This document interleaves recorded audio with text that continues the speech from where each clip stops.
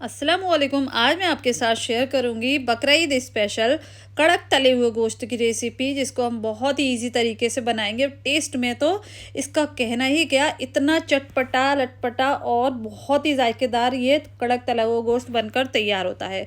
तो रेसिपी पसंद आए प्लीज़ लाइक कीजिएगा, चैनल पर नए हैं तो सब्सक्राइब कीजिएगा। तो चलिए देख लेते हैं हमने डिलीशियस से तले हुए गोश्त को कैसे बनाया।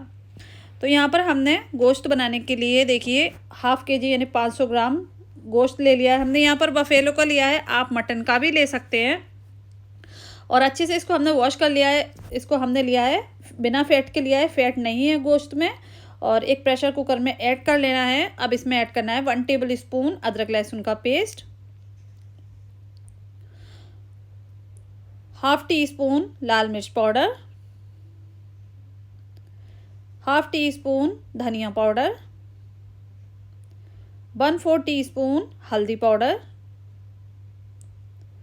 और हाफ़ टी स्पून नमक। नमक आप अपने टेस्ट के अकॉर्डिंग ही डालिएगा, जितना आप पसंद करते हो। अब यहाँ पर हम 1 कप पानी ऐड करेंगे। अच्छे से मिक्स कर लेना है। तो यहाँ पर देखिए हमने अच्छे से मिक्स कर लिया है। अब हम लिड से कवर कर देना है और एक विसिल लेना है हमें हाई फ्लेम पर, और 20 से 25 मिनट हमें इसको स्लो फ्लेम पर पकाना है, ताकि ये अच्छे से कुक हो जाए। अगर आप मटन का ले रहे हैं तो सिर्फ 15 मिनट पकाइएगा स्लो फ्लेम पर, और एक विसिल हाई फ्लेम पर लीजिएगा। अब देखिए कुकर का प्रेशर निकल गया है, खोल कर देख लेते हैं। तो यहाँ पर गोश्त 80% तक कुक हो गया है, और देखिए यहाँ पर थोड़ी थोड़ी इस तरह से ग्रेवी रहनी चाहिए। तो अब इसको साइड कर देंगे ठंडा होने के लिए। अब यहाँ पर देखिए हमने एक बोल ले लिया है, इसमें ऐड करेंगे 1 टेबल स्पून मैदा, 2 टेबल स्पून अरारोट पाउडर यानी कॉर्न स्टार्च, और half tea spoon chaat masala powder, half tea spoon गरम मसाला पाउडर,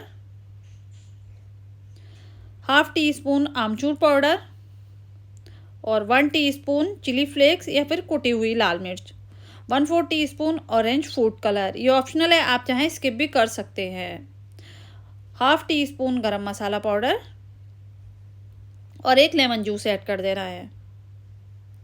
अगर आपको हमारी बकरा ईद से रिलेटेड नमकीन गोश्त की रेसिपी, स्ट्यू की recipe, mutton stew, mutton biryani, mutton korma तो हमारे चाहिए तो हमारे चैनल पर अपलोड है, आप चेक कर सकते हैं। तो हमने अच्छे से मिक्स कर लिया सभी चीज़ों को। अब इसमें हमें गोश्त को ऐड कर देना है। तो इसलिए हमने इसमें थोड़ी थोड़ी सी ग्रेवी रखी थी, ताकि ये अच्छे से कोट हो जाए। तो देखिए अच्छे से मिक्स कर लेना है। यहाँ पर हमने अच्छे से मिक्स कर लिया। अब इसको हम फ्राई करेंगे। तो फ्राई करने के लिए देखिए हमने एक कढ़ाई में ऑयल गरम कर लिया है। बहुत ज़्यादा गरम नहीं होने चाहिए, मीडियम हॉट होने चाहिए। अब इसमें हम सभी पीसेस ऐड कर देना है। अब इस टाइम पर आप फ्लेम को हाई कर लीजिएगा और अच्छे से दोनों साइड से इसको सेक लीजिएगा, एकदम क्रिस्पी होने तक। तो देखिए यहाँ पर गोश्त अच्छे से कलर आ चुका है और क्रिस्पी हो गया है। अब इनको हम निकाल लेंगे एक प्लेट में। तो बस ये रेडी है। अब इसको साइड कर दिया है। यहाँ पर चटनी बनाएंगे। चटनी बनाने के लिए हमने 2 हैंडफुल ले लिया है धनिया पत्ते और 1 हैंडफुल पुदीना, 5 काजू और 1 इंच का अदरक का टुकड़ा, 3 हरी मिर्च और 10 से 12 लहसुन की कलियाँ। ये चटनी मैं आपके साथ पहले भी शेयर कर चुकी हूँ। अब एक मिक्सी जार लेना है, इसमें सभी चीज़ें ऐड कर देनी है। इस पकौड़ों के साथ ये चटनी अच्छी जाती है, बहुत टेस्टी लगती है। तो 1 लेमन जूस ऐड कर देना है और 2 से 3 टेबल स्पून इसमें पानी ऐड कर देंगे और इसकी एक फाइन चटनी बना लेंगे। तो यहाँ पर देखिए चटनी हमारी बन गई है।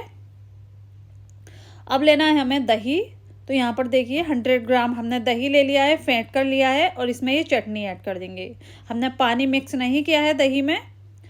और इसमें मसाले ऐड करेंगे। Half tea spoon chaat masala powder, half tea spoon आमचूर पाउडर, हाफ़ टी स्पून ज़ीरा पाउडर और 1/4 टीस्पून नमक, सफ़ेद नमक लिया है हमने, और 1/4 टीस्पून काला नमक।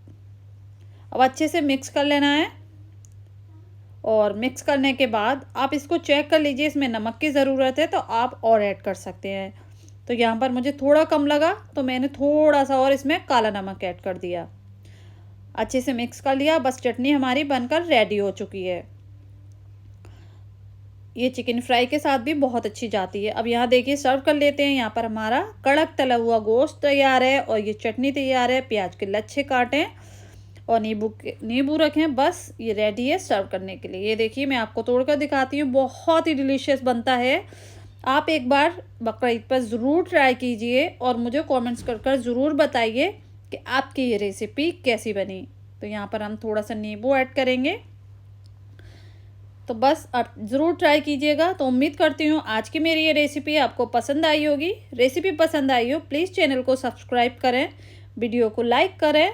इंशाअल्लाह नई रेसिपी के साथ फिर हाजिर होंगी। अपना बहुत सारा ख्याल रखें। तब तक के लिए अल्लाह हाफिज़।